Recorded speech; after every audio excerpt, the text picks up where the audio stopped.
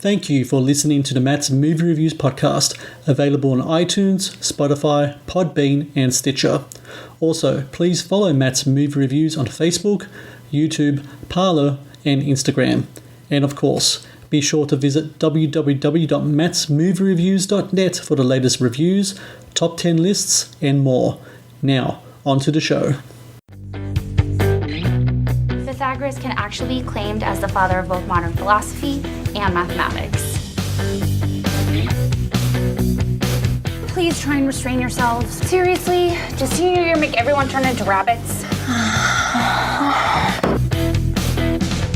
It's what happens when a penis goes into a vagina. Exactly. Were you serious about tutoring me? No, that was another stellar example of my humor. Right. Lanie, I'm teasing. Oh, no. Oh, are you taking notes? Mm-hmm. What exactly are your goals here? You know Jordan Weiser? Yeah. I wanted to sleep with him, but didn't know what to do. Could you help me? Oh!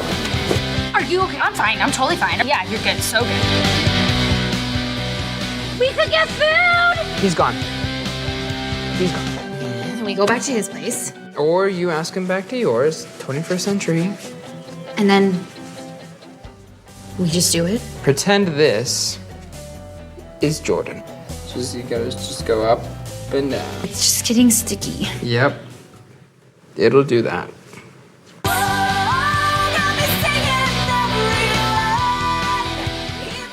Hello and welcome to the Matt's Movie Reviews podcast. I am your host, Matthew Pejkovic, and this is episode number 325. Out now on digital is Banging Lanie, a teen sex comedy that focuses on an A-plus high school student who, when struck with the love bug, takes on an analytical approach to dating and sex, which produces surprising results. Told with a maturity to its subject in a perfect balance between sweetness and raunch, Banging Lanie also marks the directorial debut of Allison Powell, who also wrote, produces, and stars in the film. And I'm happy to say that Allison Powell joins me now on the Matt's Movie Reviews podcast. Allison, thank you very much for your time today.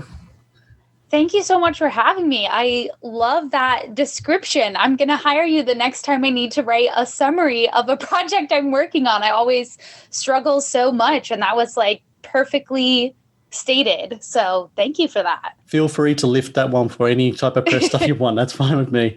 I really wanted to ask you, before anything else, I want to ask about the title of the film. It's really creative. It's really cheeky. It's really naughty. Where did it come from? Oh my goodness. Honestly, it came from nowhere. I get asked all the time, and I wish I had a better story, but the honest truth is the idea for the film came to me while I was babysitting this very mature 8-year-old girl who just was asking me, like, have you ever dated anyone? Have you ever had a boyfriend? Do you have a boyfriend now? And it sort of got me thinking on my past dating experiences. And I thought, maybe I'm going to write a movie about that. And I told someone this idea and they said, oh, cool. What's the name of it? And I just thought, Banging Lanie. And it just sounded good. I like the A's. It just like flowed out of my mouth. And that was the name ever since. We ran into some difficulties with it, and I was kind of open to changing it because it is a little raunchier. It's a little edgier than I maybe intended. But once we started getting some feedback on it, I said, you know what? I really believe in this title. I'm going to keep it. I'm going to fight tooth and nail to keep it. So I'm glad that you enjoy it. But yeah, the story is it just popped into my head and it sounded good. So I went with it. It does its job. Like in a marketplace just crowded with titles of all different kinds, you need something that really stands out, and it does stand out really well. So it's a really good, cool title. It's interesting looking at your career up to Banging Lanie. A lot of your work was in short films, and mostly in kind of like in the genre space. You did the Black Widow's Origins film that was really popular. You got the tour of that around, and when I was doing some research on you, I read that you said that rom-coms weren't really your thing, like as a genre of film. So how did it come about that your first feature was a rom-com? Did that experience babysitting that one time really kind of got the wheels kind of moving, and you thought, you know what, there's something here we can really work on? I think so. Yeah, I did do a lot of work in the genre space with Black Widow. I also made some X-Files spoof comedies. So I told someone at one point, I said, it's kind of like I've been playing in other people's sandboxes, doing a little bit of fan fiction or fan film and just kind of playing with characters and storylines that were already out there. And with this feature, it was going to be the first time I kind of built my own sandbox and was telling my own story. And up until that point, you know, there are some really great rom-coms out there that I think really stand out and are just great films on their own. But I was never the person who was eagerly awaiting, you know, the next Hallmark movie or the next sort of generic rom-com. But through research for the film, through, you know, going back and watching Clueless and watching 10 Things I Hate About You, it's a great space to tell really important stories about relationships. Mm-hmm. And one of the things that really intrigues me as a writer when I'm exploring stories is this question of, do we need relationships as humans, or can we get by without them? And I mean that not necessarily just romantically, but, you know, friendships, family. I'm a pretty introverted person. So I'm very curious, like, you know, people say, well, this person just wants to be friends. And I sometimes want to say, I have enough friends. I don't need any more friends. I'm good. So that's really what I wanted to explore with Lanie and with that analytical nature. And that just fits so well into the rom-com space that it doesn't really work as an action movie, sadly, as much as I would have loved to make that as a feature. Also, budget-wise, a little easier to make a rom-com as your first feature than a full sci-fi. When you're watching all these rom-coms for research and inspiration, do you have kind of like a list of things that you don't want to do? Like, for example, in She's All That, there's that, you know, what's considered a genre trope of like the booky kind of nerdy girl becoming like the hot girl with the makeover and such. And thankfully, your film doesn't do that. Was there like a list of things that you had where like, I'm not going to approach the way these people did their films and you wanted to stay away from certain genre tropes? I definitely didn't want to do the typical transformation scene that, we see a lot, because to me, the story was much more about the internal transformation and the understanding of, you know, why friendships are important or why relationships are important, and that it's not just physical, it's not just what's outside. The other thing that I always really wanted to do, and I don't know if it's a trope, but I knew from the beginning that all of the makeout scenes, so the like heavier makeout scene and then the sex scene, I said, I don't want any music. Right. I don't want this to feel sentimental in any way, because music is going to kind of tip our hand towards, oh, they're falling in love and it's really sweet. And I said, we just need to live in this awkwardness. Most people's first times, I think, are pretty awkward. They're not firework filled. They're not, you know, music swelling, amazing experiences. And so that was one of the big things I knew, is that I wanted the audience just to have to sit through that and live through that experience and experience that awkwardness in just silence and breath. You mentioned before you wanted to create your own sandbox in regards to this film, in regards to this character. Mm-hmm. Is Lanie autobiographical in many ways? It is in many ways, and in some ways it's not. I actually didn't go to public school at all. I was homeschooled growing up. Mm-hmm. So one of my first table reads, my questions was, is this anything like high school at all? I don't know. But some of the moments, you know, laughing on a date when someone is trying to kiss you, definitely is something that happened to me. And, you know, in the moment, you're feeling so embarrassed. And now looking back, I'm like, well, that's pretty funny. Let's put that in the movie. So that was really helpful in terms of creating the sandbox, and in terms of directing and performing. It was really nice not to have written some sort of deep drama where I needed to be crying all the time. I was playing a character fairly similar to myself, so it didn't require a huge effort to switch back and forth between directing, writing, producing, acting. I could just kind of mostly stay in my own space. The film was shot in 15 days, is that correct? I think so. Our last day was kind of a split day. We filmed like 7 a.m. to noon, and then like 10 a.m. or 10 p.m. to 10 a.m. the next day or something. So it was like a day and a half, but I think 15 or 16 days is correct. When you are working on an independent film, you have limited number of days to get your shooting done. How important is pre-production in regards to that?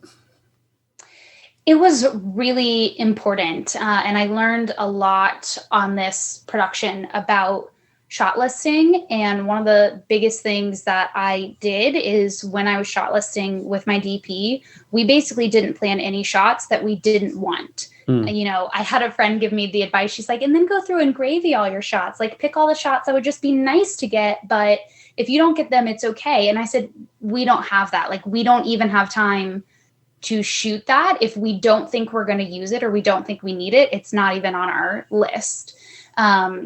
So that was one thing that was really important in pre-production, is just knowing exactly what we needed to tell the story and just getting those shots. When you are the writer of a project, but also the producer and director as well, I'm sure there's a constant tinkering of the script. There are moments that might come up. I think I heard in a podcast interview you said that there was a moment where a location couldn't be available to you, and then there's this thing and that thing. I'm sure you had to change things around on the fly. With that in mind, how drastically different did your script look like at the first day of production compared to the last day of production? In production, not that much. The only thing really that we changed is, and I think it actually worked better this way, is there's a scene towards the end of the film where Lanie and another character are mopping the school as sort of part of detention. And that was originally just set in a classroom where we would have just been sitting and having this conversation with no action, nothing going on in the scene. And that's the location that fell through, that classroom. And so I said, why don't we just mop the floors of the Las Cruces film office? That works. And that actually added so much depth to the scene. And Daniela, who was acting opposite me, just really ran with the mop prop and had a lot of fun making some jokes out of it. So that really served us. But that really was a location thing. I would say from the first draft to production, there were a lot of changes just in terms of bringing down the budgetary scope. You know, I think at one point there was a whole prom scene. There was a scene outside underneath football stands at night, which would have cost a lot of money as well. So just things like that changed over time. But during production, we didn't have to change too much of the actual script or dialogue.